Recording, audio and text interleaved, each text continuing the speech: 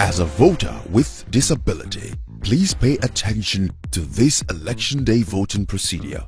Don't be afraid. The National Disability Law prohibits discrimination against voters with disabilities at the polling unit. The Electoral Act have mandated INEC to ensure that as citizens with disabilities, you are entitled to priority voting, braille ballot for the blind, magnifying glasses for albinos, election day instructions to support the deaf, among other provisions. Election starts at 8:30 a.m. at every polling station. When you get to the polling station, present your PVC for accreditation using BVAS. At the polling booth, check to be sure your name is on the voters register for that polling unit. Then ensure you get authenticated on the BVAS using your fingerprint or facial recognition. Once you have been accredited, you will be issued a ballot paper. Go to the voting cubicle to make your choice in secret and drop your marked ballot paper in the ballot box.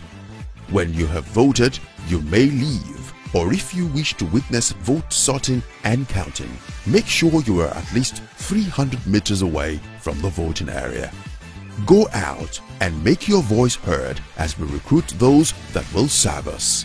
This message is brought to you by the Campaign for Equal Voting Access, a program of the Center for Citizens with Disabilities and supported by MacArthur Foundation.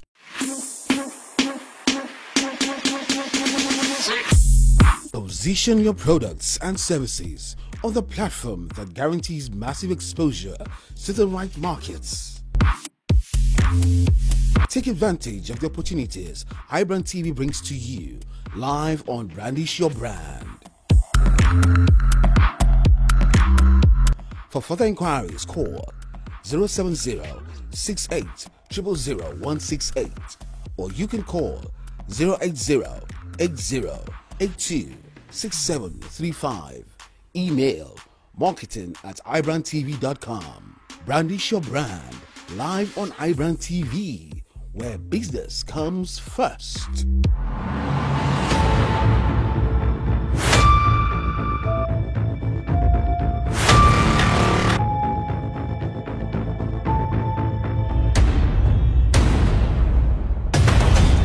For breaking news and updates on the 2023 elections, join iBrand TV live coverage of the elections for beat-by-beat actions with our correspondents across the nation, presenters and leads of quality guests on ground to capture the moment with depth and unbiased analysis. iBrand TV live coverage of the elections opens 8 a.m. Saturday and runs until the election results are announced. You too can be part of the process with the iBrand TV Eyewitness Reporter by calling the studio lines or send your messages via our social media platforms or WhatsApp line. Nigeria Decides 2023 live coverage brought to you by iBrand TV, channel 143 on the StarTimes network and all social media platforms. iBrand TV, business first. Are you a content creator? With over 200 million people,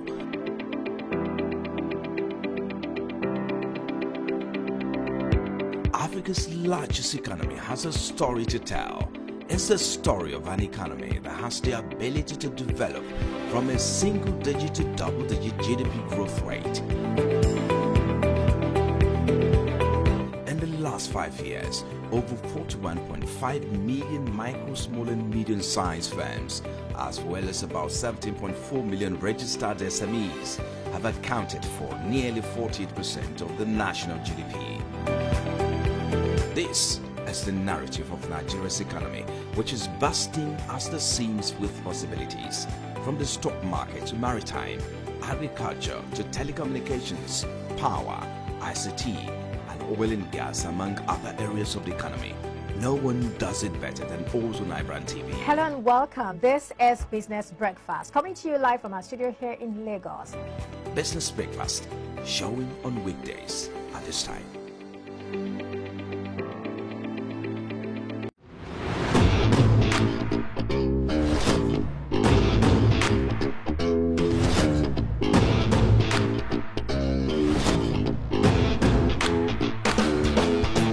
Good day to you wherever you're watching us from. Good morning. Morning. It's a beautiful morning. When the day breaks on iBrand TV, we serve you with informative talks on politics, It is all politics. economy, I am not a supporter of this government. sports, Firpo for Rodrigo. entertainment, health, relationships, What makes you think I want to get married? and lifestyle. Every weekday from 8 a.m. to 10 a.m. Join us as we spice up your day on iBrand Daybreak on Star Times Channel 143.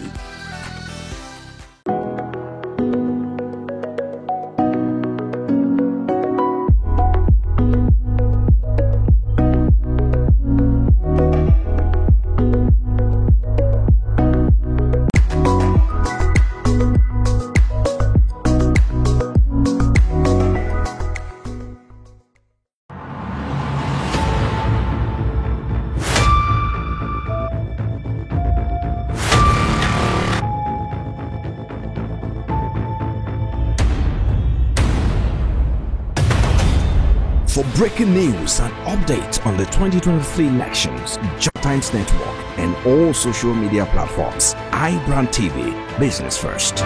Are you a content creator, podcaster, voiceover artist, or show producer in need of a studio space or equipment for your projects? Then look no further. We got you covered.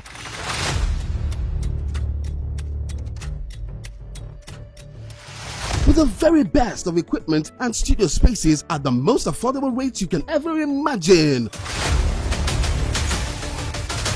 For further inquiries, call 081-8236-4120, or you can call 070-68000168, or visit our head office at number 12 Old Olowara Road, Ojodu Berger, Lagos. With over 200 million people,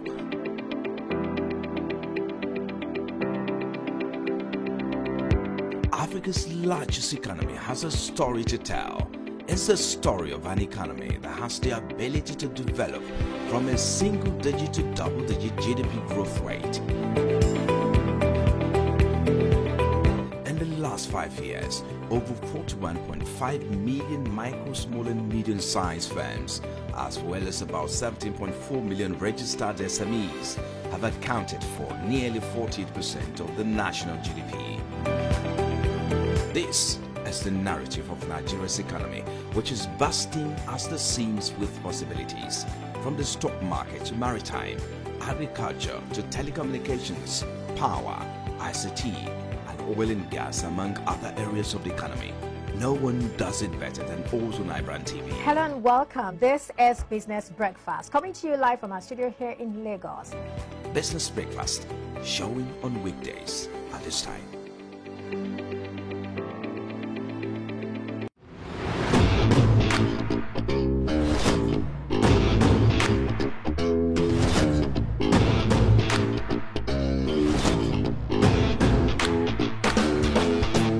Good day to you wherever you're watching us from. Good morning. Morning. It's a beautiful morning. When the day breaks on iBrand TV, we serve you with informative talks on politics, It is all politics. economy, I am not a supporter of this government. sports, Firpo for Rodrigo. entertainment, health, relationships, What makes you think of it?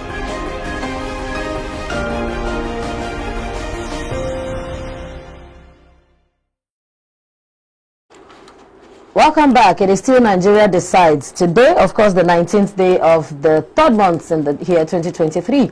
Yesterday was one of the most awaited, the most anticipated political governorship election, which had, of course, we expected, some of us had high expectations, and the turnout, the voter apathy, and some other incidents around Nigeria, which caused a bit of hitches in the electorate turnout for the yesterday gubernatorial election across 28 states. And coming back now, I have my own Blossom Nwoye with me in the house. And of course, we are going to be talking about the collation, the postponement or the deferment of the collation of the results from Lagos to other states across Nigeria. Blossom, how are you doing today? I'm fine, thank you. Good morning. It's good to see you. Yes, again and again. We were here together yesterday talking about yes. Nigeria. We were vigorously saying, Nigeria must I know one day we'll get it right. We will get it right soon. Of course, and I still have my guest here with us today. Our guest here with us today, Olusegun Okwade, who is a public affairs analyst.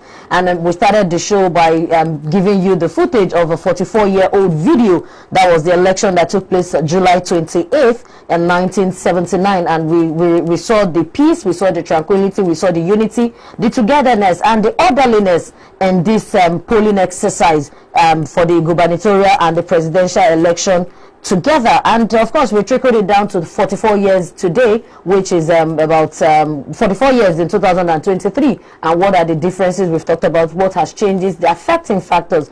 And of course, we are going now into the postponement or deferment of the collations of results. So what do you think, Mr. Asheson, what do you think about this postponement or deferment, as we choose to call it? Because if we look at the time frame from the presidential election to the gubernatorial election, we initially had 1 week. And after INEC, I'm sure, probably had thought about some difficulties, logistics to reharness themselves, they gave us another 1 week. Was this time not enough to prepare and get our act together, as now transmitting the results yesterday? And what do you think was the possible reason for deferment till today?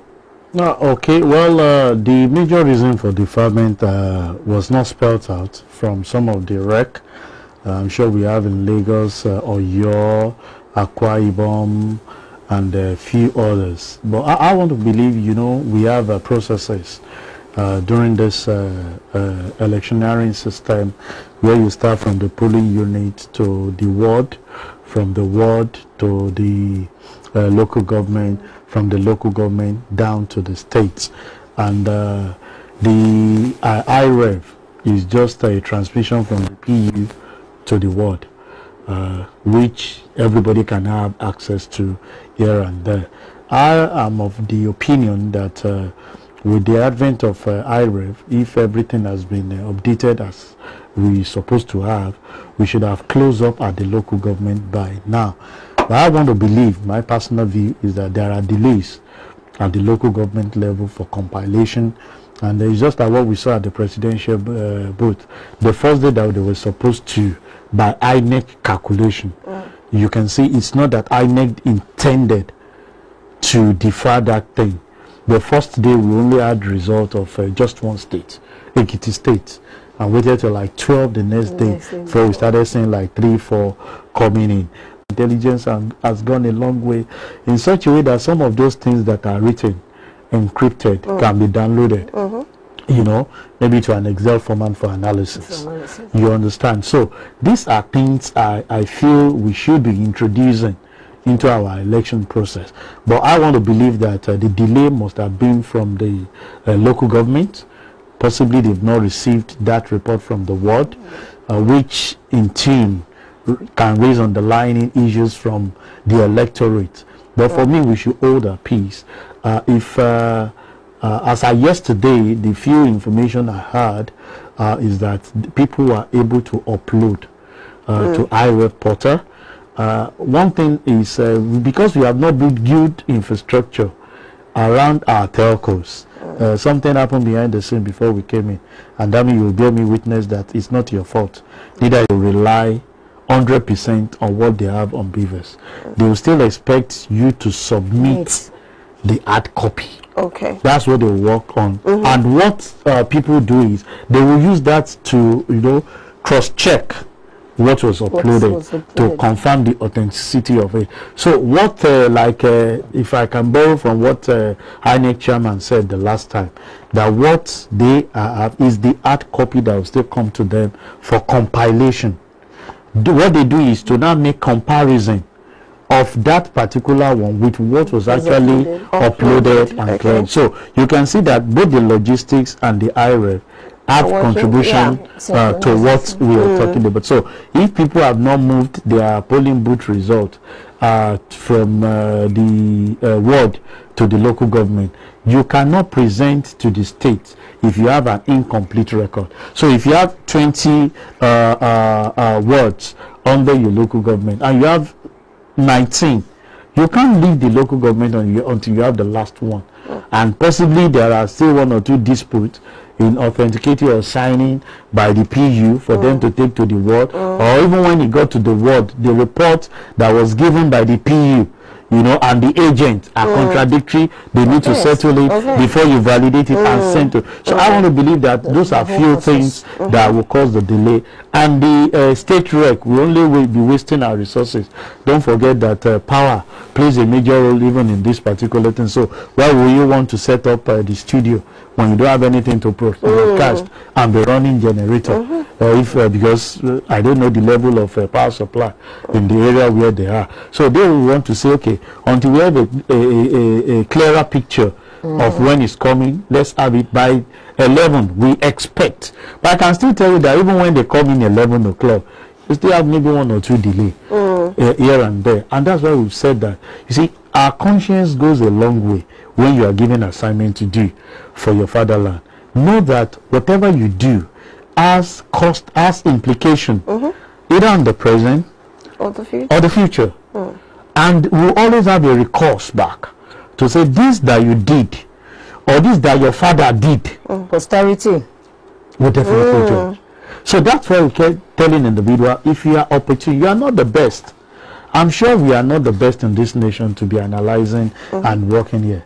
But opportunity was given to us. How are you utilizing that opportunity? That they will say 5 years to come, what is Dami's contribution, even if he's no longer with this organization, to this organization?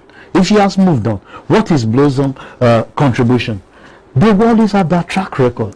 And that's what I keep telling individuals.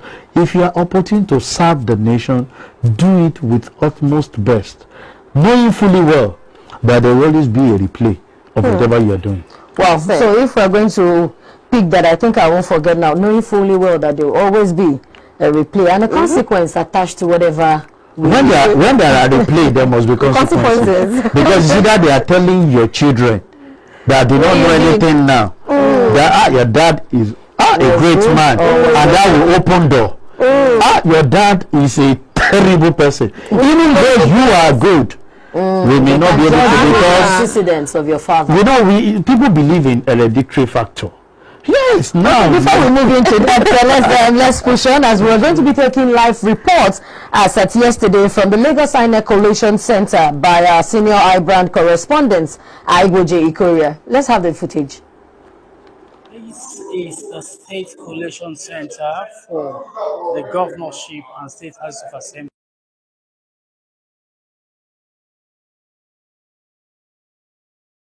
It's actually in the complex of the National Independent Electoral Commission, INEC.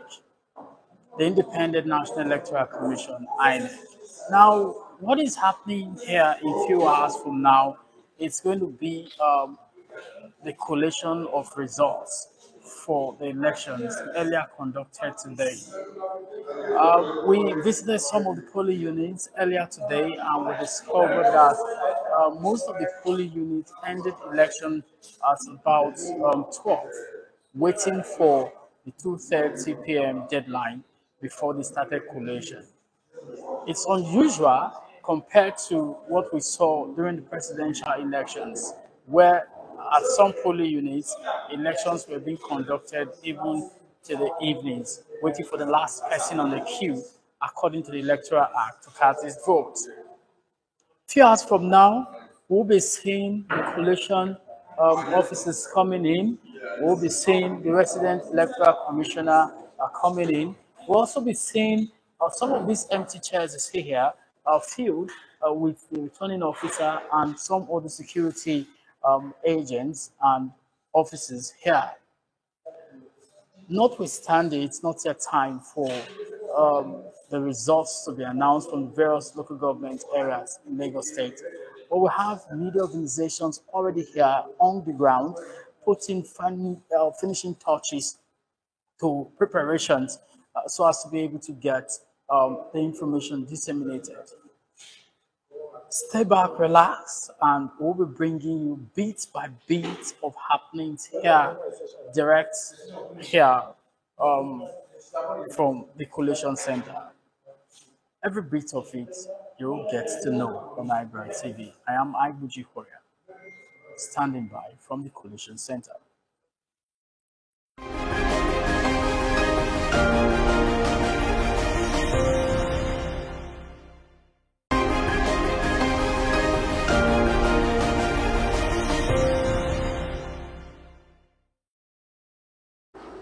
Welcome back. That video was at past 6 p.m. yesterday after the election had ended in various polling units across the states and across the country. And between that time at past 6 a.m. and 11 p.m. yesterday, while our correspondents were still waiting at the INEC Collation Center, it was about after 11 p.m. that the collation was then said to have been postponed till 10 a.m. this morning. However, our correspondents are still waiting at the INEC office till today, or they have resumed at the INEC office, INEC Collation Center today, to bring us live on-hand report about what's happening there. So with this situation yesterday, I would like us to really check in our security paraphernalia or our security agencies. What was the role of the police? I know we talked about this yesterday, that the police had been said not to have been armed so that they can protect citizens and all of that. But there was a measure and a pattern to this hierarchy to say that for everything that's beyond the police,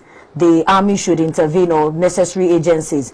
But we had situations of videos making rounds on the internet and social media spaces of different even news correspondents and media houses, accusing the police of being even instrumental, allegedly instrumental, to some of these deficits they were staying to watch. I remember that I heard the PPRO of Lagos speak on the presidential election, and he said, what would you have expected a policeman without equipment, without ammunition? What would you have expected the policeman without ammunition to do in the face of so many people with probably some other types of weapons? I mean, how do we relate this? How do we merge it to keep that trust or the interest in the heart of the Nigerian voter?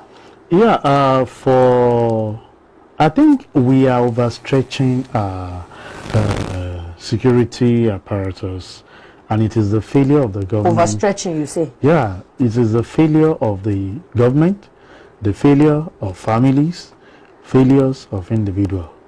So before you go further, I want you to please explain what you mean by overstretching. Yeah, if you look at the way and manner, if there is peace, a policeman will sit down and be observing you. Two of you are here. If I'm the law enforcement agency, if there is peace in the house, do I have any work to do? I will come in and I will go. You have your motive of why you are here. You have your motive that why you are here. It is not to the central whatever. They are your personal interest. And you are bringing that to fore, to bear. You have your fans. She has her fans. And you are coming. Ordinary good morning to Dami. And Dami say good morning. Possibly that's the way she can stretch her eyes. And you are misinterpreting it. Why will you look at me like that? You must be silly. You must be this. You must be that. And the next thing I don't give. You have personal differences and your followers don't know anything. And the next thing, just are you talking to me like that? Bah. So the law enforcement agency, what I mean by straight, is now coming to like, please don't do that, this and that. Before you know it, the person is settling you. Two of your fans are already taking it out of him, and he's the only person. Who do we face? And that's why for me, I'll take it back to the citizen. Most of us have our personal grievances to one another, and we use election to settle it. It is not the way to go. If there is peace and tranquility everywhere, why did the police agree that those that will be at the polling unit should not go with ammunition, so that you won't get intimidated? 2, so that they will not be used by one or other party. So I am not armed. And don't let's forget that the the police officer you're talking of is someone's wife or husband, human being like you. The only thing that protects them is you come in there and you are the 2 major actors playing. You're having your disagreement, and this other one, why must you talk to my mommy like that? Why must you talk to my oga like that? And you are still exchanging words. Some people behind you have started exchanging blows. What do you expect the law enforcement agency to do? So that's why we say, when you go, and that's why the advice from the police will always be, don't discuss politics when you are there. Somebody is coming and he's from this party, he's saying, if you are not patient enough, you want to react. Of course. We are in threshold. Yes, limit. Some people we are at my PU yesterday. A lot of people don't even know me, so they were there. Most especially when they were actually sorting. The PO guy, the PO, what he did was he did sorting and was showing individual which party so that they can put it. He didn't do the sorting on his own. I was asking, when they are calling, they say PDP. When this other one, so when PDP are they, because of the number, they clap and like, at least we can. When this other party started, like football match, hey, and at a time we saw 2 principal actors. Tension was on ground. That is not government. That was in your polling unit. In my polling unit. So when they started counting last week, it was the table was in favor of some people. So this week it reverts to the other side. The same that same guy as at last week was like, ailing and singing their song. DD. I don't want to mention party. You can see that excitement that I delivered my polling unit. But yesterday it was not in their favor or in his favor.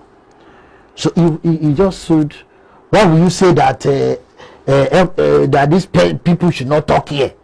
And the other guy say, why will you talk? Did I talk last week? Did I talk last week? And before you know it, one guy was almost coming physical on him from behind. You can imagine if either party have come there, and you see, like what I tell individual, when you go to such thing, if you are in a particular party, prepare when you are coming. That's what I tell my friends. Have thick skin. Prepare when you are coming one of whatever the side we go, because every one of us is coming there to cast a vote. You don't know my mind. I can tell you I will vote for this one and I will get there, do something else. Prepare for that thick skin. And again, let's grow to the level where I will come there with maybe drinks in my car, and if I am actually the winner, I should be able to say, Blossom, I know this time you could not make it. Celebrate with me. And I will join you in celebration. Part of the thing is that I'm not given an appointment. The people I'm actually advocating for, they don't know me. They don't know you. So what do we want to fight? That's why I explained that thing to say we are overstretching. And it's based on individual, personal, gain that will start to have. Some people will say, no, I don't have any personal gain. Nobody fights for anyone if you don't have any gain therein. Why do you want to fight? Why do I want to raise my voice against you? Why do I want to stress myself? Why do I want to raise my BP? Because of someone that do not even recognize that I'm actually making some way out for him. We will say that we are doing it so that we can correct some of the anomalies. If you sacrifice, I was looking at it that if the other guy hand was not held back and he decided to go physical on you, you may not have the power to fight back that particular thing. And maybe you are, as an individual, see all these things, it's clothes that is covering us. But do you see a synergy between the security agencies and INEC? Because I believe that they should be working closely with INEC to protect, of course, the electorate. Yeah, well, I will talk of my polling booth and maybe one or two that I visited in my area. There was synergy, and it's because the people there respect themselves. When there are instances, in fact, when they were bringing out the voided votes, Those votes that maybe cross the line. When they show it, everybody agreed. Voided. No, this is for this party. There was no issue. So the security woman there, actually, she was just on holiday. Because we decided to comport her. Not until when the other guy, raised it, but we're able to tame it down and say, no, this is our...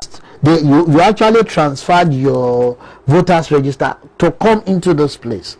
So you cannot create an issue that video will go viral, that and something like this is happening. And you would have left. They would have moved on. So those are instances. So we're able to checkmate it, and the thing actually died. So for me, in fact, the law enforcement lead was actually a woman. If the woman was to be in their midst, I'm sure she could not manage those guys. Right. Because they are big guys, built physically, Even some of us that were in between them were only speaking to them. Those ones that pass and say, you don't need this. I came up and I told the other, but you are seated beside me before now. And I thought, I just gave him the word. I thought you are a responsible guy. But you have just displayed out of, and don't mind. We are expecting this. I don't have access to him. But you have access, because if you don't have access to him, if you don't have access, you won't be supporting him. So if you don't have a direct access, tell the person that knows the person that knows the person that knows him that here are some of the promises he gave. And that's where I feel if anyone loses out in any election, be the checkmate to whosoever win that particular thing, and we can go on. And like I will always borrow the word of Goodluck Jonathan, that the average Nigeria, the blood of an average Nigeria is not worth shedding. You want to be used as sacrificial lamb, that your children will hear that you die because you went out on physical rampage for what is not. Okay, let me ask this. Based on the INEC and the security system, how they are working, be entertained that we are out there to make sure we'll protect everyone. And I keep saying, if they say we will protect everyone, it is, if you don't display all those personal whatever against one another, if I say, damn me, I don't win, and you shake my hand, will police officer be running after you? Why do I need special protect? But because I know deep down my heart, this thing I'm going out for, I want to go and make trouble once it doesn't favor me. That's why you want to go out that way. If you have to take this issue is just going to be for 4 years or whatever years that it's going to be. After that period, can you galvanize yourself? We've seen instances people will lose election the first time. Do you know the number of times our current president lost election? How persistent, how consistent. But when he goes back after losing that election, the first time, the second time, the third time, he goes back as a strong opposition, checkmating the activity of those ones. And there come a time when somebody comes and says, we will consolidate and fight those current ones. That is the way it should be. Take the result. Maybe you've won. In fact, to me, when you win at times, when I'm on the opposition side, my friend knows me, they say, be careful if your son is not winning. Not that I will create problem, but I will keep reminding you some of those promises you have given to us. If you have not fulfilled it, I will play it for you. Like I told you, replay.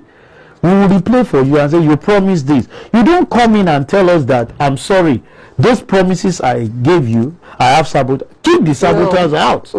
Then if you cannot keep the saboteurs out, let them kick you out. Because we should be decent enough to be held accountable. Your word should be your bond. Until we start having that in our election process, we are not going anywhere. Okay, I haven't looked at this submission of yours. I know that yesterday, Governor Godwin Obaseki, Mr. Godwin Obaseki of the Edo State, he mentioned that the heavy militarized presence in Edo State, that it was quite alarming and overwhelming, in his words, calling it extreme. Now, I want to trickle it back to the February 25th general election, where we had similar experiences in different states. We had it in Lagos, we saw the army trooping in, and all of that, all along where we had supposedly problems or expected problems. But trickling it down to the gubernatorial election, we didn't see heavy military presence in Lagos. Probably it was in Edo State, as the governor had claimed, and other states where I can't categorically mention. But in Lagos, to see, we didn't see. Was it that it was expected that it will be a little bit of no chaotic situation and the little pocket holes of brutality. What would you say to these and to Nigerians who perpetrate in this act? Yeah, I want to believe that the security unit, that one. So I want to believe that they relied on that people, that one. So I want to believe that they relied on that people will behave themselves, and that's why they withdrew back and concentrated on areas where, because they are of the opinion that that presidential election will spur more reaction than the gubernatorial one. About possibly they miscalculated with this. But I know that they were still on ground, but not as much as they are during the because I remember when I casted my vote during the presidential, I had 2 TV stations to do analysis. I had the pass and I saw them on the highway, at least 2 points, but this time around we didn't have anything else. So like I keep saying, they did their work and had that belief that people will behave themselves. If we behave ourselves, in fact, we have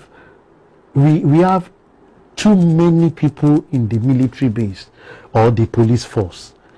Because if you can obey the rules of the traffic light, why do you need a traffic warden? But if a traffic ward capitalize on it, that you beat traffic and is extorting you money, you'll be blaming the government. And I've asked people, if you don't flout the law, will that man jump to come and catch you? Thank God for technology that we're having these days. The cameras on the street, I think they are actually taking them off the street to do some other things. Now you go, and when you want to do renewal of your license, they tell you are owing 100,000. A friend of mine said, they said he had additional 100,000. He was like, where is that one coming from? So they went there, played the video, the first 20,000, the second 20,000. You know, it's like 20,000 per. And the guy was like, but it's still on orange light. And I said, you've traveled wild. You and I, we've traveled. Do we do that when we travel out of the country? And after paying that first 100,000, in fact, when it's not conversant with the duration, you know, some of the traffic light are time, they have timing with them. Some of them don't have timing. You know, with the one for time, because it's remaining 10 seconds and can predict. It's like when he gets to a traffic light without timer, he tries to slow down so that it will not be at the point of him crossing. The amber light will come up. That punishment that he had has created a deterrent for him committing that offense. But do you know that before now, when we have these physical people on ground, you'll be this thing, and they will go negotiate and see how they can have their own fair share of it. But now technology is solving the business. So if we behave ourselves, I'm sure during our election because I don't want to go to the other aspects which some of us are advocating for, and that is technology. As an accountant and who speaks from the perspective of economy, I feel disturbed that we have to shut down our system for a whole day, and we are not putting, you know, to cognizance those people that have daily earning. I'm sure, you know, after 4 or 5 years today, some people have to come out. If they don't come out, they won't be able to feed that day. So I want a situation where we'll advance to the level that even while we are having this analysis here, I can say, well, it's time for me to vote. Maybe it's 24 hours, and I'll click on something and I'll vote, and either of you won't know who I voted for, and we'll move on. I wish we can get to that stage. Technology is there. AI is there. We've seen instances, institutions are using it, where we can pick the coordinate of where your vote is being casted, where we can pick the GPS coordinate, where we can pick what is happening at that place, where we can take picture of you without you knowing why you are capturing it, provided you, and most of the time it may not be Android phone. It may be the one we call Palasa phone, those usual regular phones. So for me, we'll get there. We believe in that. We will get there. Okay. Anyways, we have to take a short break now, but of course we'll be right back into the studio to continue Nigeria Decide. Me and Damilola will be right back. So stay with us. Of course, we'll be right back.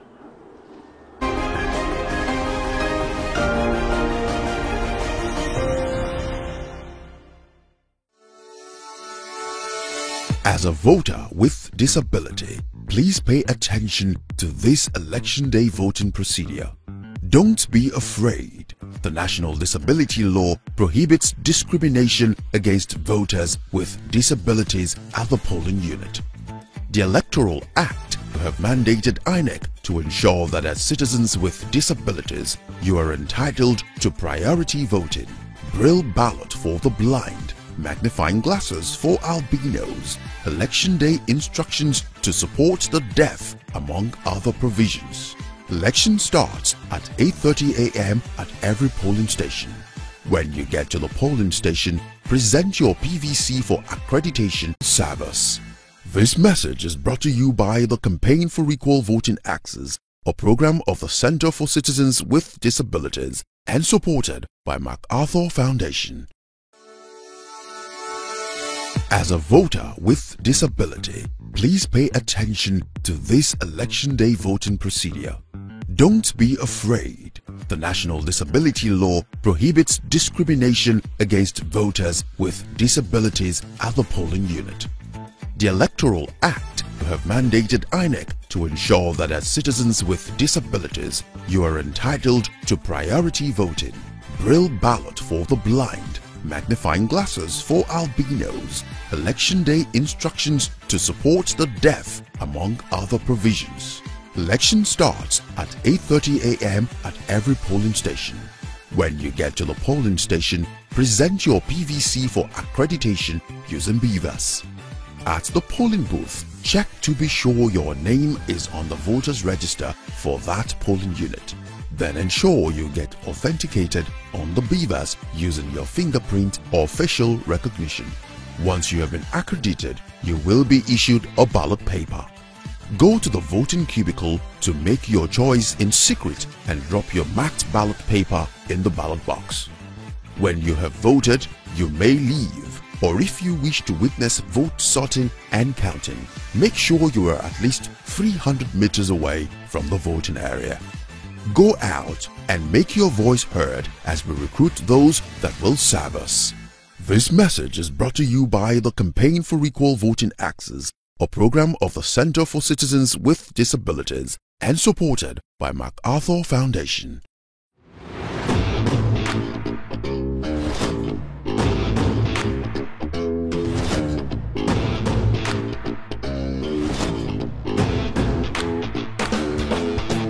Good day to you wherever you're watching us from. Good morning. Morning. It's a beautiful morning.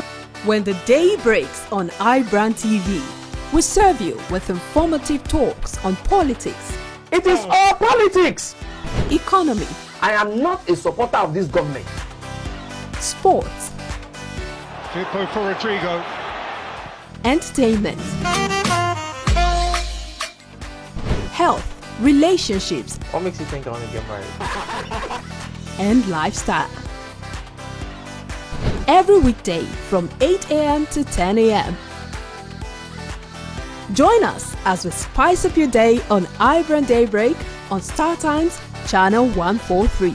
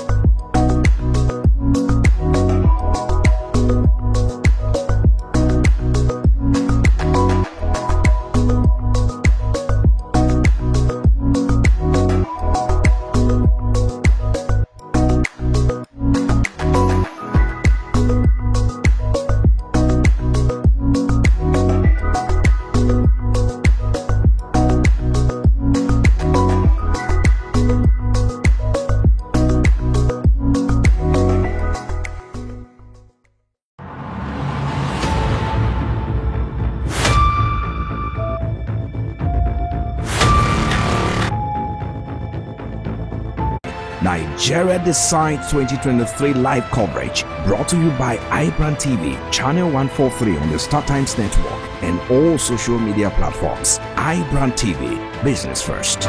Are you a content creator? podcaster, voiceover artist, or show producer in need of a studio space or equipment for your projects? Then look no further. We got you covered.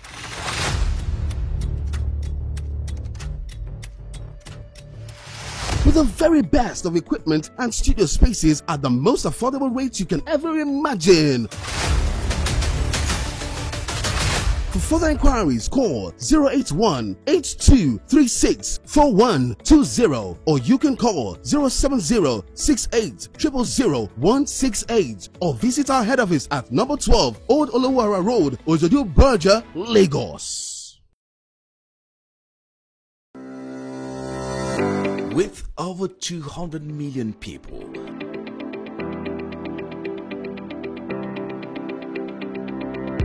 Africa's largest economy has a story to tell. It's the story of an economy that has the ability to develop from a single-digit to double-digit GDP growth rate.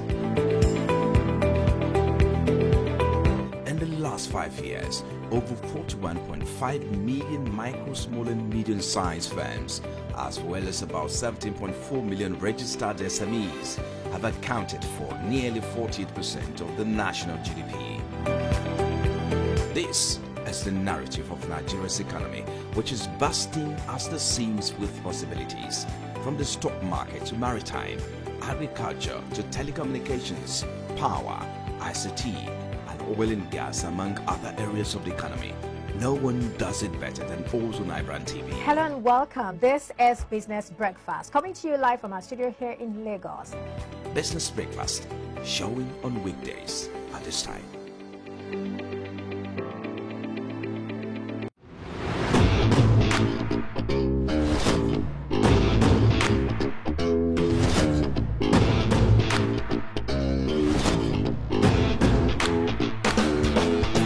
On trending online, a lot of chaotic videos are trending online, and this actually brings us to the question of, should technology actually be improved so that the system when it comes to election can be made easy for the people? But let's quickly watch these chaotic videos that are trending online, and we'll be right back to the studio to discuss more. Stay with us.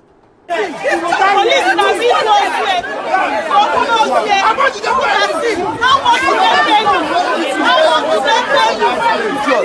stun me, don't stun me. Don't stun me. Yes.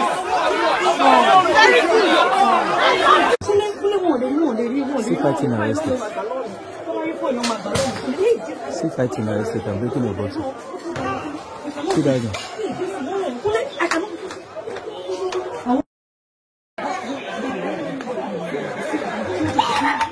To actually put out there. Now the question brings us to this violation around the polling unit. Is there something that we can do about this, especially coming to the technology where we're talking about behind the camera? Shouldn't this be done online? Is there an easy way to go about this to avoid such chaotic things happening to the people? Yeah, before we go to technology, I want to say here that this more of education and enlightenment on the part of the citizen. And the NOA, the National Orientation Agency, they have failed us. I have no apology. I can call them out to it. While we're growing up, there are certain videos that they play on the TV that educate you against some of these violence. How many of it are we watching? Where are you strategically positioning those adverts where it should be? You and I understand that we are parents. What do our children watch? They watch Cartoon Network. Is there a way you can feed those things into them as they are growing up?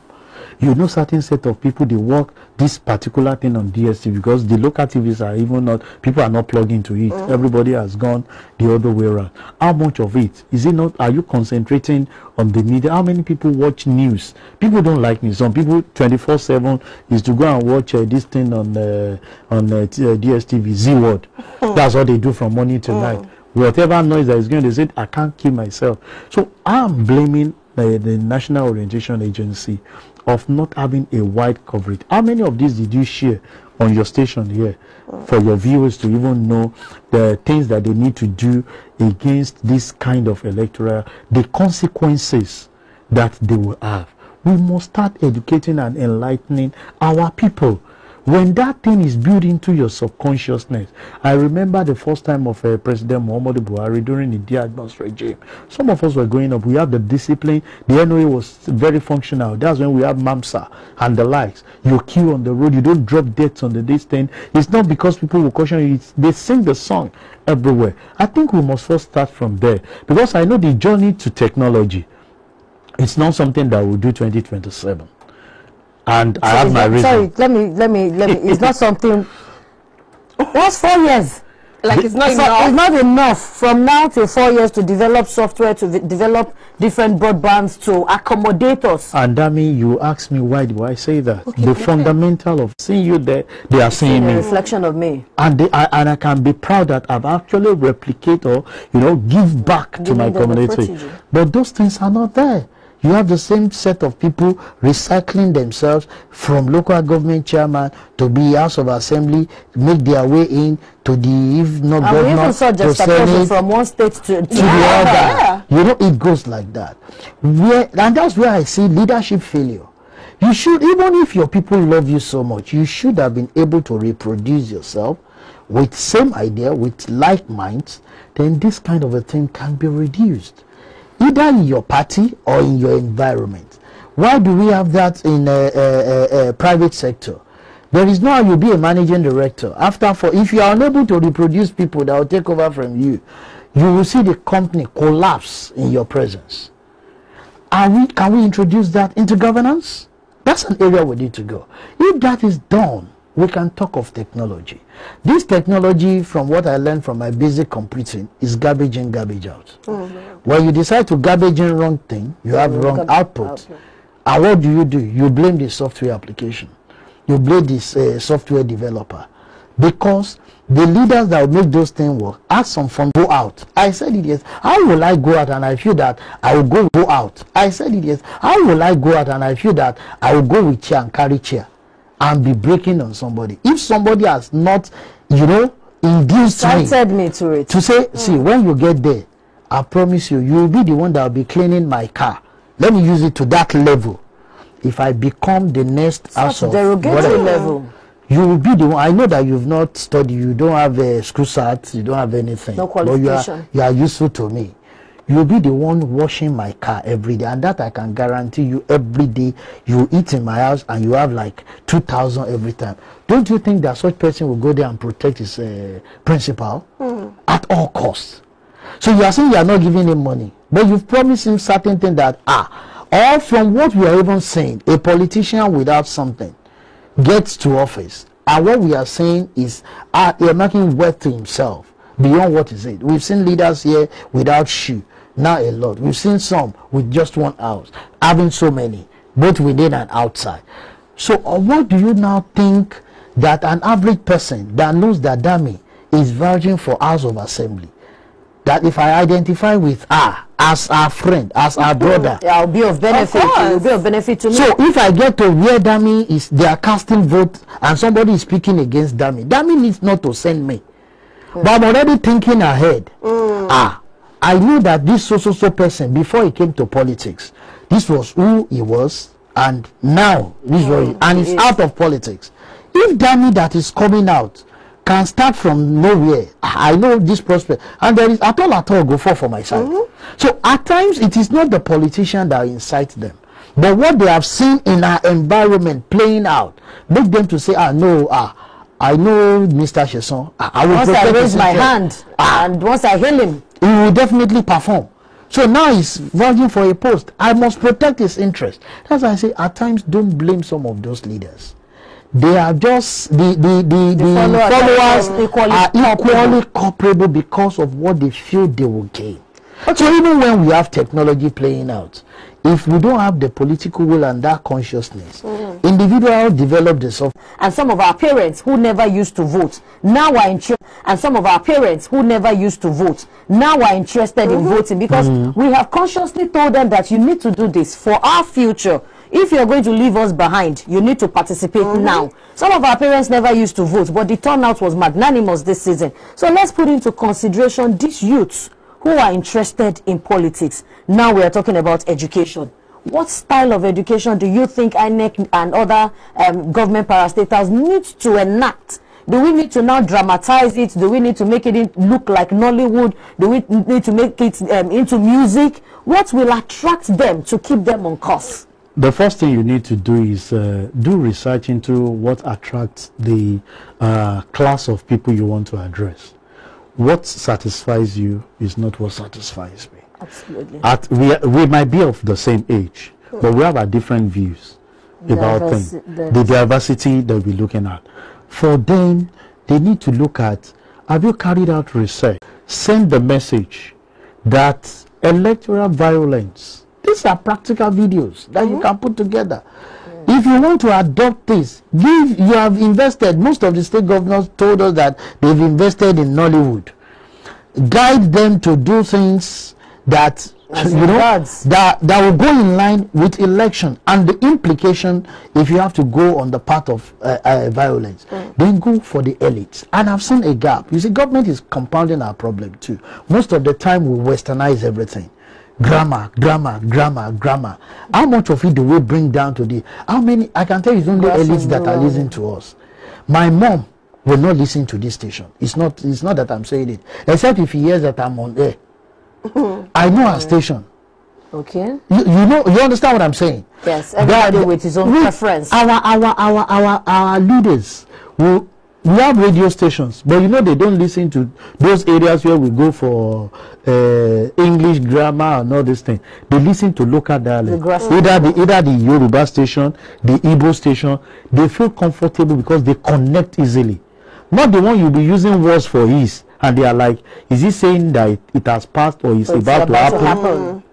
But when you go in your local dialect, you say it is. You can't use past tense or present tense in your local dialect. So you must start going down, and don't wait till a year to election when you say you are drawing up your budget. Let there be budgetary allocation for INEC, and NOA should stand up the game. Some of these things, visit TV stations, visit concerned people, verify some of those videos if they are real, that is meant for this particular thing, put it together, speak to that area, educate one, make it movie. If it is the English people you want to approach, go to them. The Yoruba, approach them. The Igbo, approach them.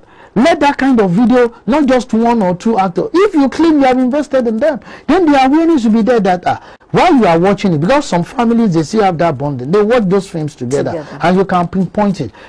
Play some of these things in our religious houses. Because that's another area where people go. That we are preaching does not mean this violence does not speak well of them. Because they too, they have their own contributing factor in this election. Absolutely. We went all out, religious, ethnic, things that shouldn't be. And where you see people who are called men of God taking side, knowing fully well that Christ himself or even Muhammad said he has mixed multitude. More mixed multitude. And you are going the route to say, this is the part we want. That is the part you feel. If God is speaking to you, he's speaking to you. Okay, relationship with the religious bodies that you brought. I know that, of course, in the past presidential election, there were allegations that some men of God, some alleged men of God, were partisan as regards telling their followers who particularly to voting for in the presidential election. Do you think this is an advisable route to toll? Or the men of God should remain and encourage their voters or their congregation to look out for certain things like the competence we're talking about, transparency, accountability, track record, antecedents, who is this person, family background and values, and some of these things. Where do you think the religious bodies, including the Muslims, the Christians, and the traditional worshippers, where do you think they should stand? That's why we'll use that question to close this segment in about 3 minutes. Dami, if you permit me, our religious leader, traditional leaders, they have failed us. Permit me to use that word because of their partisanship. That's what we are doing. We will protect it so that my pastor won't see me as a failure. Some worship their pastor more than the gods that they claim that they are serving through. So let the religious leader remain neutral. Your focus will regard you as our spiritual fathers in any way, whether Christian, Muslim, or traditional. You are our spiritual father that all these people will come to, and they will receive your blessing. God bless you as you go, and that should be all. If you have a particular candidate, keep it to yourself. Encourage, like you said, Dami, highlight basic thing in the tenets of what you carry, either the Bible, the Quran, or this thing, of certain virtue of a good leader, and preach it to the people. And when you are doing that, you are not only creating awareness for them to know to vote to, you are building people that can go in that capacity and lead right. You are not telling them that do that because you want to vote. But if you possess this, you can go out too and be voted for. So you are using one, stone to kill two birds. Rather than you coming in and saying, no, I have asked people. You are saying don't vote because this and this is a Muslim is a Christian. When I want to buy pepper, I don't ask whether it's a Muslim or Christian. When we were on this show now, I've not asked whether it's this. So that when I want to buy and you say you are a Muslim, I say, no, I can't buy pepper. I can only patronize a certain religion. So let's take those things out. We should not bring it into politics. And those other people should just they should focus on what God has called them to do. Pray. Even if there are revelations from you on the path you go, wisdom is profitable to guide and direct. I know you want to call it up, but let me just add this to the religious leaders. I think they should pause on their prophecies. That's just what I want to add. The prophecies. Okay, the prophecies keep shows respectively. Right about now, we're going to go on a quick break, and when we return, we'll proceed into the next business of the day. Still talking about coalitions of results and waiting to know where everybody lingers on, where our faith decides, where we have collectively said, let us install a number one person to the seat of governor over the 28 states. Please stay with us. We're back soon.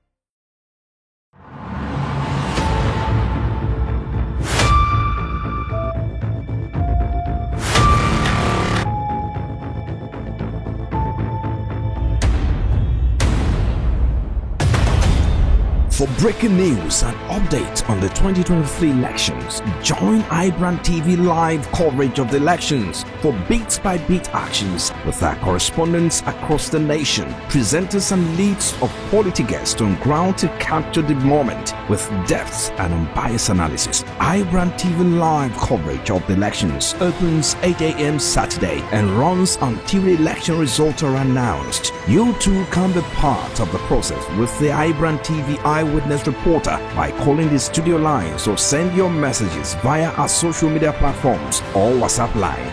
Nigeria Decides 2023 live coverage brought to you by iBrand TV, channel 143 on the StarTimes network and all social media platforms. iBrand TV, business first.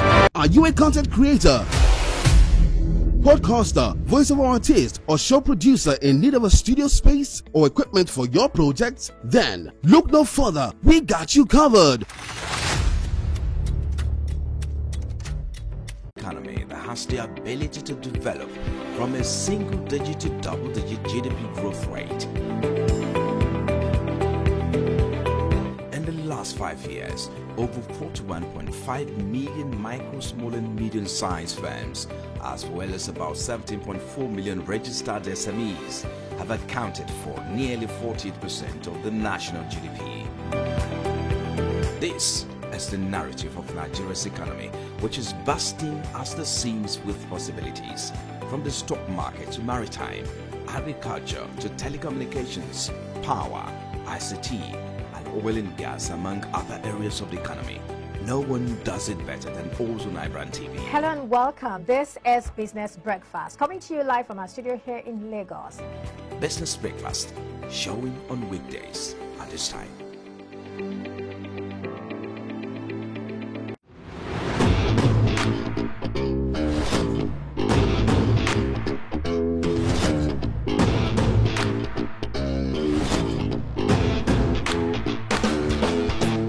Good day to you wherever you're watching us from. Good morning. Morning. It's a beautiful morning.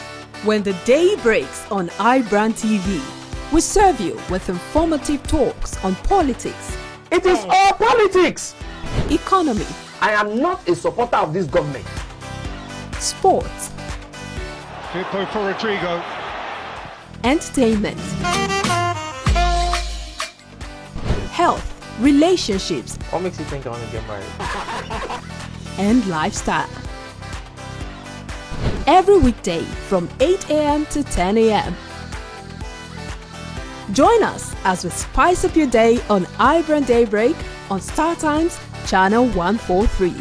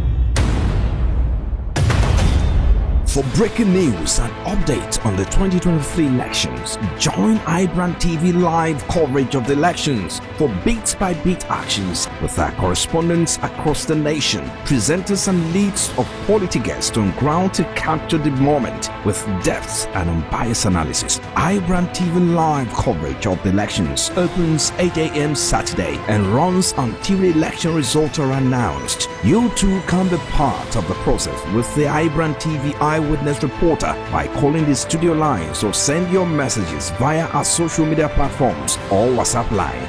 Nigeria Decides 2023 live coverage brought to you by iBrand TV, Channel 143 on the Star Times Network and all social media platforms. iBrand TV, business first.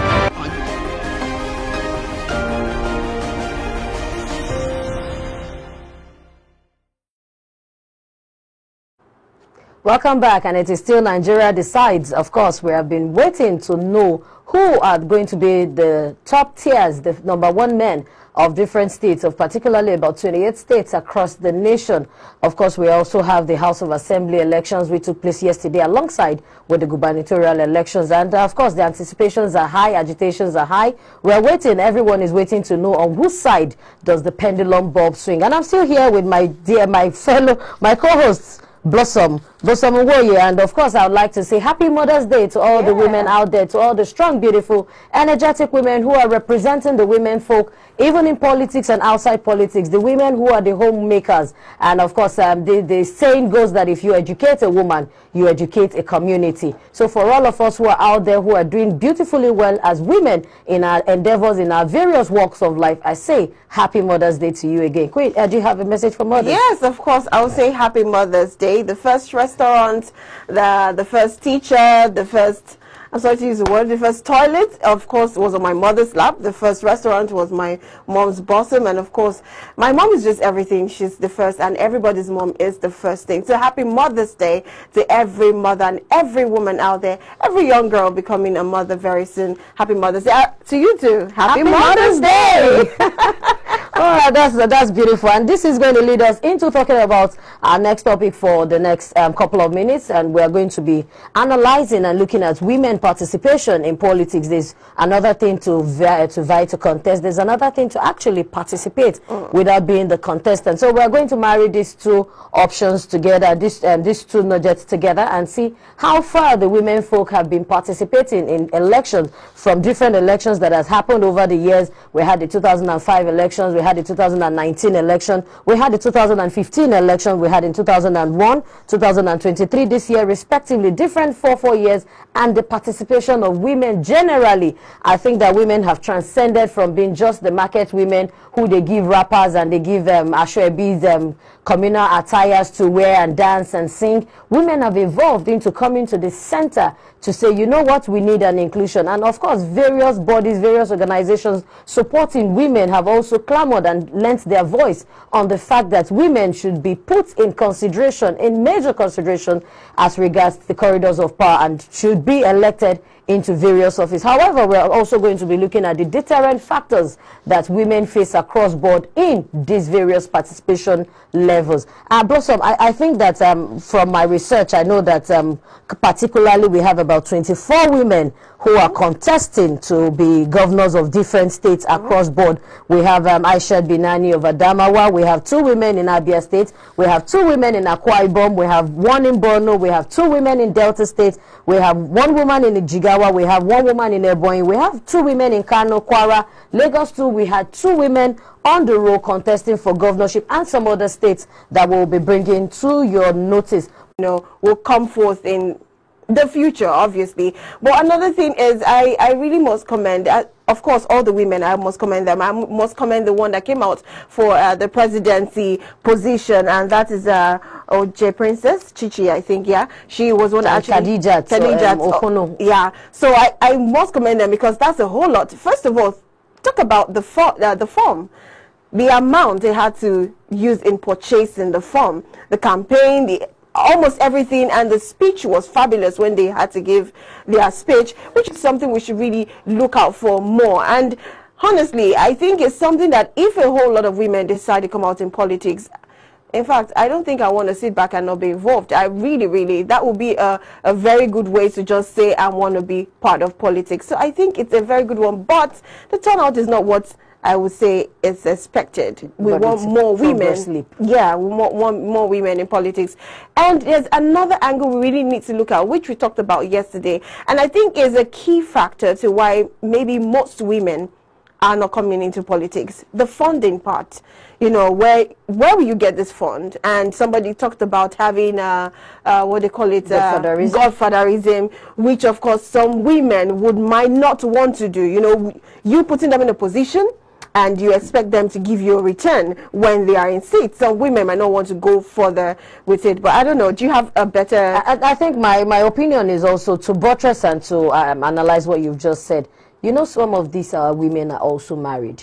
And beyond politics, they have a home to protect. And of course, if the men were not supporting, they would not be vying for different elections. Probably, or maybe permit me to say, of course, maybe some might be divorced or some might be widows, and in some peculiar cases.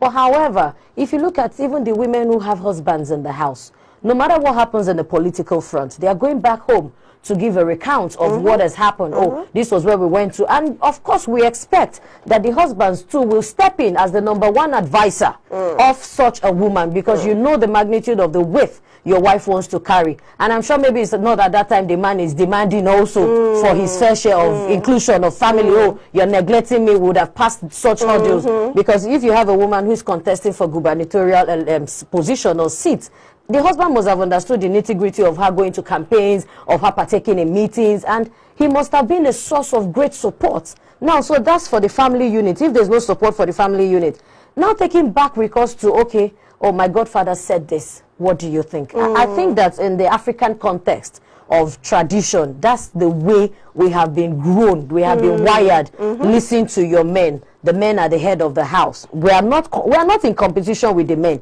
We are just asking for equity, for fair share of hearing us out on the table. We are not just good for the room and the other room and the kitchen. So now let's look at when you come back home and say, oh, my husband and my principal said this, and your husband has a resentment, and he feels that, no, your principal wants to cheat you. Oh, no, your principal does not like you. Oh, no, this decision your principal is making, it is you who it will affect. Now, where do you expect such a woman to glide to? Yeah. She's been between her career, her principal is also important, and the home. Her husband is also important. And remember, whenever you leave service, it is called to service. When you leave service, when you leave office, you're coming back home. Even the men, when you leave service, you're coming back home. The woman you didn't really have time for as your Madam First Lady, you're coming back to her. So, of course, continue the business that you people have engaged in before the office. So now, where is the role of the husbands in politics, in supporting their women? And I now imagine, I take it on a broader retrospect, and imagine that if I was in that position and I go home and my husband says, no, tell your principal this. there's you know, sometimes it's gamble. Of course. Then you get back to your principal, and you're telling your principal, and you know what, your principal will have an idea that you've gone home. Yeah, of course. Something has happened. Of course. Somebody has spoken to you. Who has spoken to you, and why is this person having influence? Yeah. And let's look at even the pictures of some of our women who are coming on air. I know that we are seeing Funke Akindele now, who is the deputy gubernatorial candidate for the PDP. That's Funke Jando, and a lot of controversies that trailed her emergence as the deputy, which ranged from her home, which is what we're talking about, which I also think Nigerians sentimentally use the bit of that to, you know, to say, okay, you know what, she's not fit or she's not ripe. We had so many allegations like that on the streets of Instagram, on the streets of social media, Twitter. People were bantering, and I was following some conversations, and I was asking myself, what is the home? What is the relationship with the home and politics? Okay, so somebody said if she cannot serve her home, how will she serve the people? I'm trying to put in relationship that, okay, is there a correlation? Somebody might, that's the caveat, somebody might be a bad manager at home for some reasons, because of course everybody has their individual preferences. Is marriage is a union of two. It's different from the reason that I have to serve multiple people, or I have to serve millions of people. I might be able to do just a bit above average in serving people. And not that, but if you bring it back, our mothers will say there's nothing like that. You cannot say you want to serve 1 million people and not know how to serve 5 people. Let me ask you now, because of what you're saying now, how about the men involved? Like, let's assume he's supportive, and 1 year, 2 years, okay, by the end of the second to the third year, we have tongues wagging and saying stuff, and people are like, what's the man even doing? Because she's always out. Of course, we don't see the man. She's out there, and at the end of the day, they feel she's the one bringing in all the money, taking care of the house.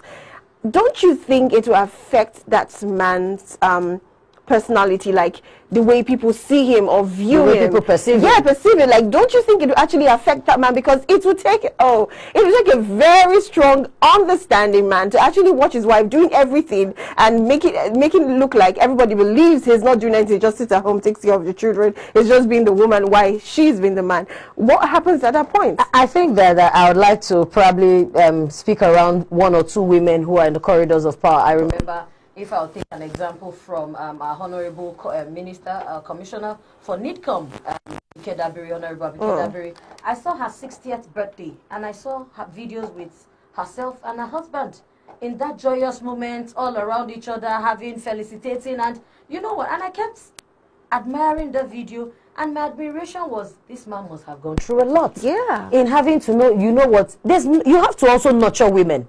Just like the word, the bridegroom. The man is to groom the bride. You also have to nurture. If he hadn't nurtured her to that extent, I mean, he wouldn't be confident to some extent. Tongues will wag.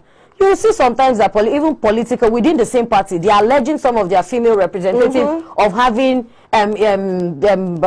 relationship, maybe personal relationship with other men, and say, oh, she's supposed to be a married woman. And we have things like that. It will not stop. It's in the church, it's in our places of work, it's in the banking sector, it's in the aviation, it's everywhere. But I think that is our personal attitude towards perception of things. The moment you are not clear about the relationship between a man and a woman, it begins to spark rumors of dating. Oh, they must be dating. Oh, this closeness is not natural. Oh, something must be going on. Oh, it's deeper than what we see.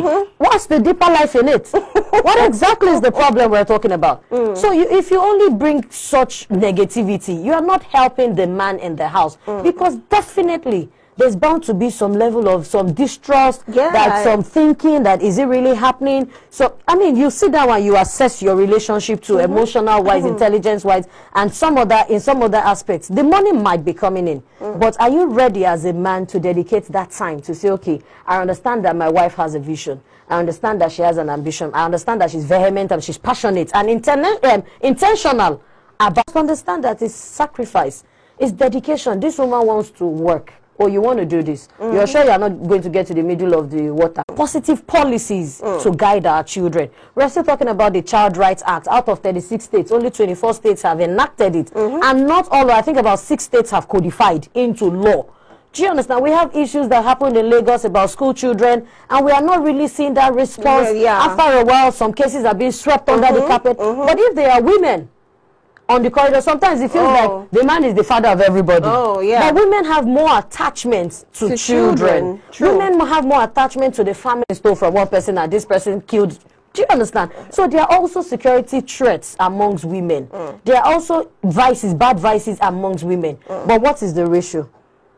If we now look at it over 100, we can scale it. We have more men in this than women. So coming to if I'll be vying for, I think I like the appointments because it's really rigorous. Any woman that can really come out. I commend all 24 women and other women who's come out to vie for one position, House of Assembly, House of Rep. It is not easy. Kudos to you. You all are the real deal. They are the real MVPs. They are the one refacing and giving women that face and that voice. So we must give it to them.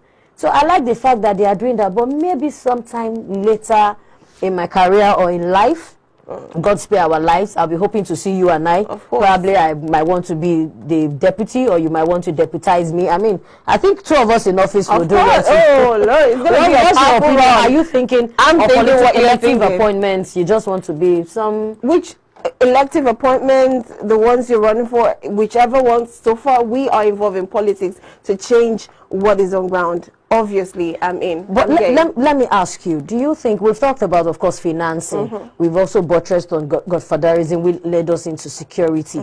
But do you think even with this type of elections that we've... This is what I want to change. I want to make this better. I want to make people know that you can actually have a free and fair election whereby if I don't win, you win. I congratulate you. I come to your party. It's not a big deal. The winner takes it all is not a syndrome that I have. It's something that when you are a winner, I expect you to do your best. So whenever I come in, I continue. So I don't think it's something that should drive away women from politics. That is, if they are really people that have this dream, this goal to become, the vision to become a politician. I don't think it's something that will make them back down. But, you know, people that are still trying to say, let me see if I will just join in. I think those ones will be scared. Indifferent people. Yeah, initially indifferent. And I'm tilting towards positivity. But now things have happened and they will just go back to where they are and say, please, I'll better stay in my husband's house and do the ones I know how to do best. So I think that's just it. It just depends on your mindset and how far you can go. You know, we're supposed to take more and talk about this more, but let's quickly go.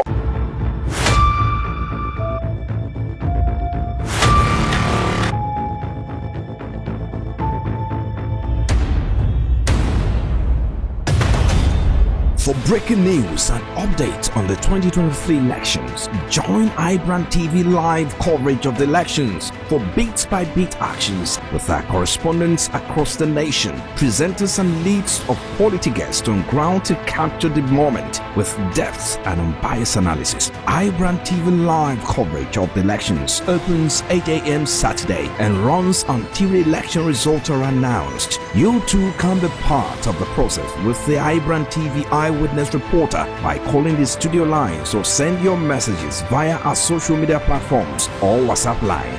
Nigeria Decides 2023 live coverage brought to you by iBrand TV, channel 143 on the StarTimes network and all social media platforms. iBrand TV, business first.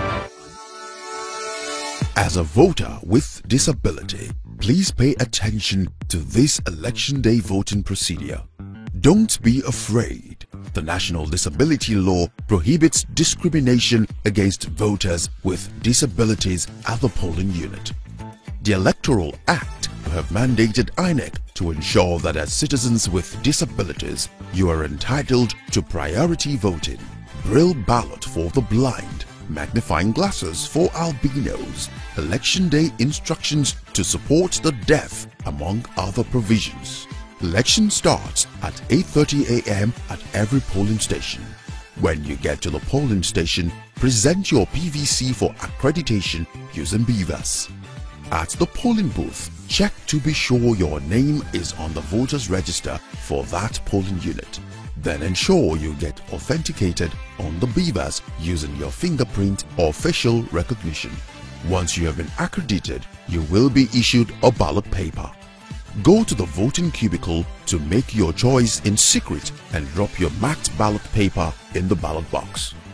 When you have voted, you may leave, or if you wish to witness vote sorting and counting, make sure you are at least 300 meters away from the voting area. Go out and make your voice heard as we recruit those that will serve us.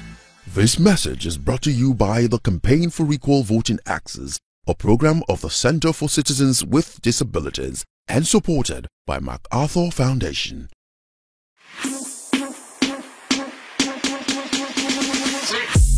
Position your products and services on the platform that guarantees massive exposure to the right markets.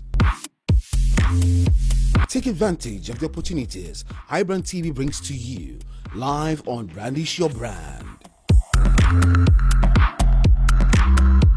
For further inquiries, call 070-68000168 or you can call 080-8082-6735. Email marketing@ibrandtv.com. Brandish Your Brand, live on iBrand TV, where business comes first.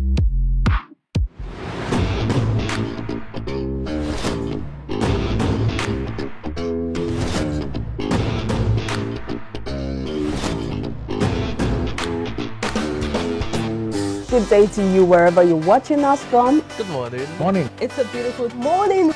When the day breaks on iBrand TV, we serve you with informative talks on politics. It is all politics. Economy. I am not a supporter of this government. Sports. Firpo for Rodrigo. Entertainment. Health. Relationships. What makes you think I want to get married? And lifestyle. Every weekday from 8 a.m. to 10 a.m. Join us as we spice up your day on iBrand Daybreak on Star Times Channel 143.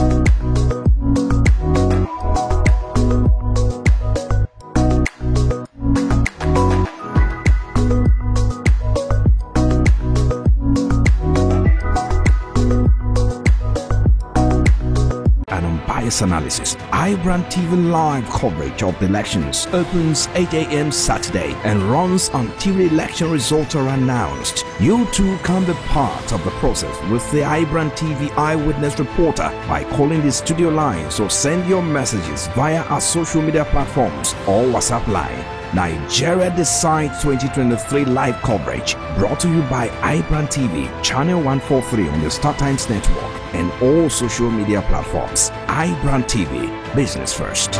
Are you a content?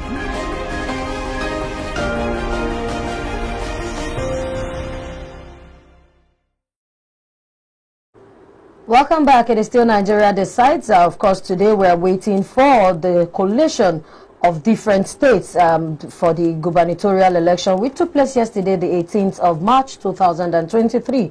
Of course, we know that it was postponed from the 11th of March so that INEC claimed to have some inadequacies which they wanted to correct, and such about came the postponement of these elections across 28 states in the Federation. About now, we're also going to be talking about coalitions, and where, of course, we know that coalition has started in Oyo State at the moment. Coalition in Oyo State has started, and we will keep you informed about the situation report for other states as soon as they keep trickling in. About now, we are going to be speaking with Matthew Oluku, who is a seasoned public affairs analyst, and we are going to be talking about his views and his thoughts about the deferment of coalition and possible outcome should, in the event that one party wins against the other parties, and the agitations and the fears, and how Nigerians should react to whatever news the outcome of the election brings by. Mr. Matthew Oluku, good afternoon, sir. How are you today? Well, it's a pleasure. Thank you for having me. Welcome to the show. Thank you for having me. Right about now, we are talking about the coalition and, of course, the deferment of the coalition since yesterday into today. We know that some polling units were yet to submit to the local government, which caused a lot of delays, and of course, some polling units registration have also been made on the IRF portal, which some of us have been able to view thus far, but there are still hitches here and there. What do you think could be the possible reasons for INEC? Could we have tagged it under logistics, or could we have said manpower, or could we have said the process in general was a bit flawed on one or two things? Once again, thank you for having me.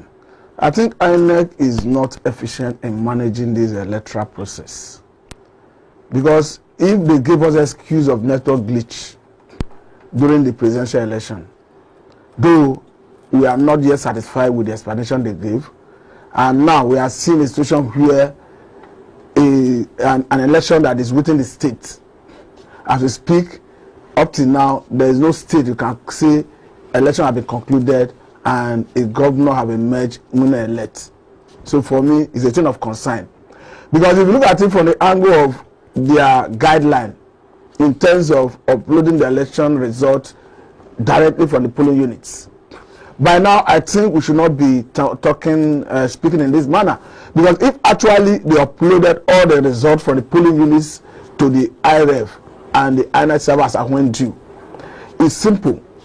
You as a political party that participated in that election, you as INEC as a body, even the media houses and observers can have your own separate situation room from where you collate all the results coming into that IRF and the INEC server, and eventually it will tally with whatever result that will be collated by INEC from ward level, from unit level to ward level to local government level before it finally arrive at the state. So for me, I think there's every cause to worry, because by the time you keep delaying, by the time you take away the result from the polling unit from where it was voted, you take away the result from the people that have the ability to protect the votes. So for me, it's a thing of concern, and I'm not comfortable with the delay. Okay, if we're looking at that, we know that yesterday VGC wasn't able to vote, and information reaching us now has it that voting is about to begin. And categorically, the reason we know was alleged that why VGC was not able to vote, according to videos that some of the VGC residents put out on social media for our awareness and information, was due to the fact that their polling units used to be inside the estate, which I presume guaranteed them a bit of safety so far they were within the confines of their estate. And they were alleging INEC that yesterday's election was moved outside their estates, thereby opening them up to different illegal vices or different vices that could to that INEC's position. Because how can you make people vulnerable to be attacked? We are talking about how to safeguard lives, people who are coming out to exercise their civil responsibility. You want to go and erect voting stand along the road. For me, it was a misnomer, and it was a good thing that the people resisted it and demanded that they have to exercise their right of voting. And it's a good thing as well that we have been rescheduled. I think this rescheduling will afford all the stakeholders opportunity to give it a priority attention. Because as it stands today, you cannot say because the security agencies are stretched, they don't have enough manpower to police the whole state.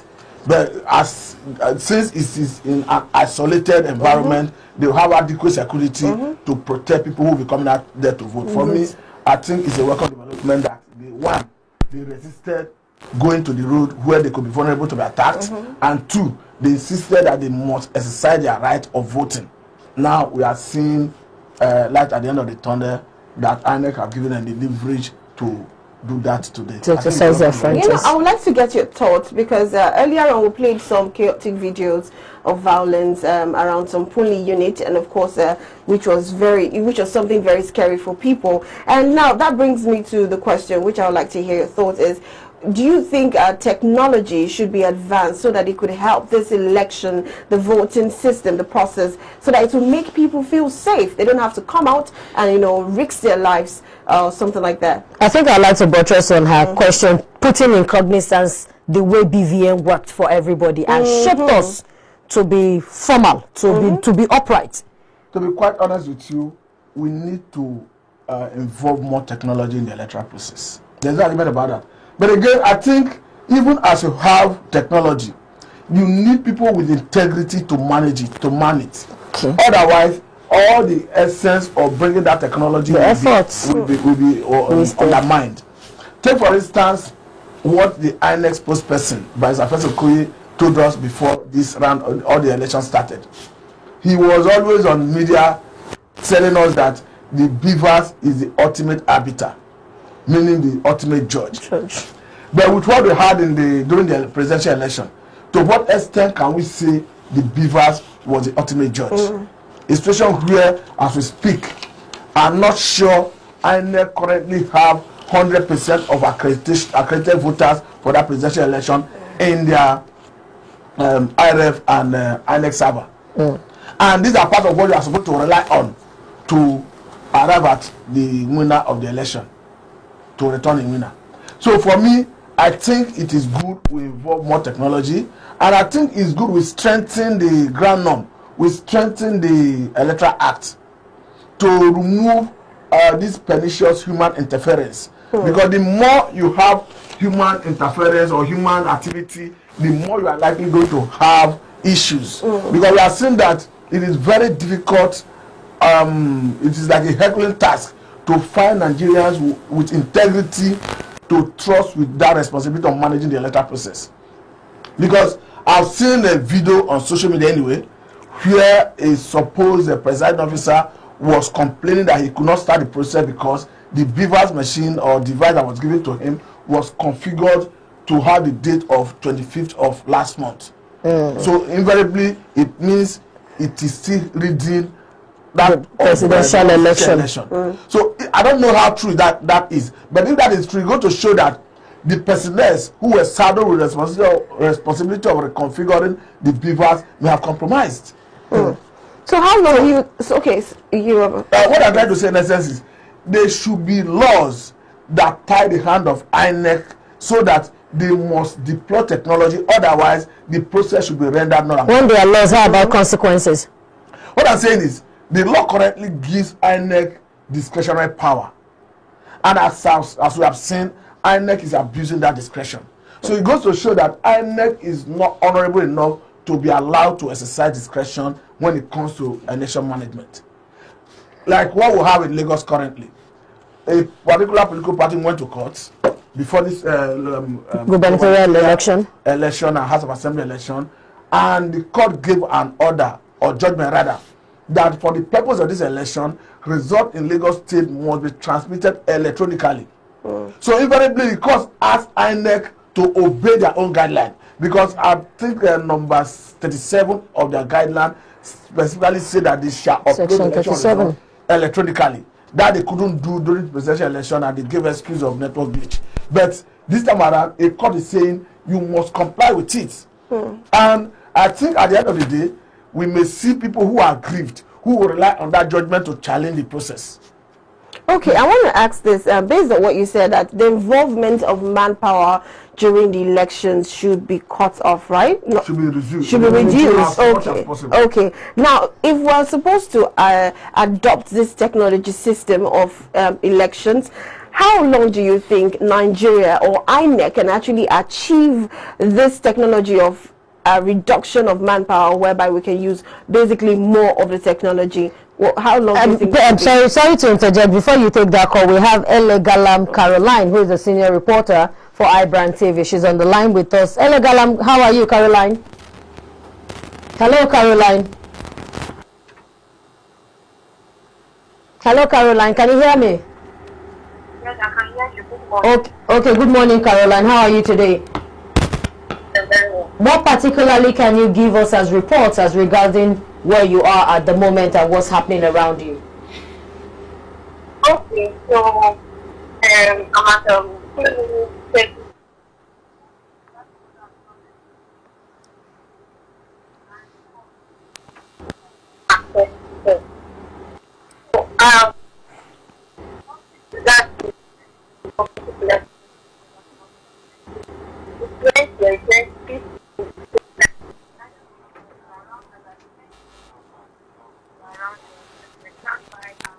Caroline, I'm sorry, I might just have to interrupt this conversation because due to network issues, I cannot categorically, we cannot pick your voice very well clearly at the studio. We'll hang up that call and reach you back on the line and bring you on to the viewer to listen to your report. So moving on to your question, please.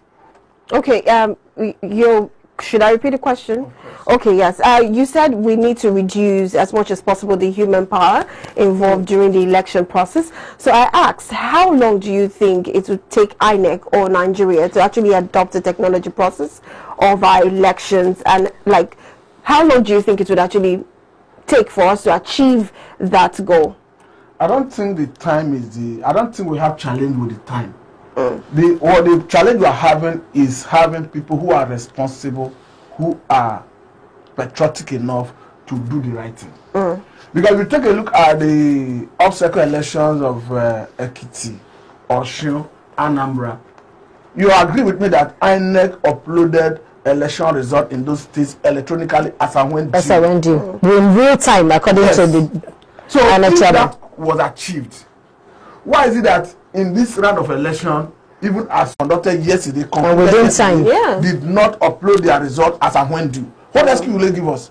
For me, there is no excuse that we are acceptable in that regard, apart from compromise. Now, let's look at the presidential election, which the Minister for Communications and Digital Economy, Issa Ali Patami, categorically mentioned that allegedly there were about 12 million plus cyber attacks during the presidential election, and as of today we've not heard such information, because as at yesterday at the different polling units there were of course uploads of the beavers was working almost perfectly and there weren't interference. How do you think Nigerians should strengthen, or INEC should strengthen this the IREV and the INEC server against other elections, knowing well that we already have different deterrents to teach us? I think we should be learning from our mistakes and not concurrently making the same mistakes over and over again. So how do you think, how would you advise INEC to strengthen, because I know that in Nigeria of today, there are claims that of course there are young Nigerian technology savvy IT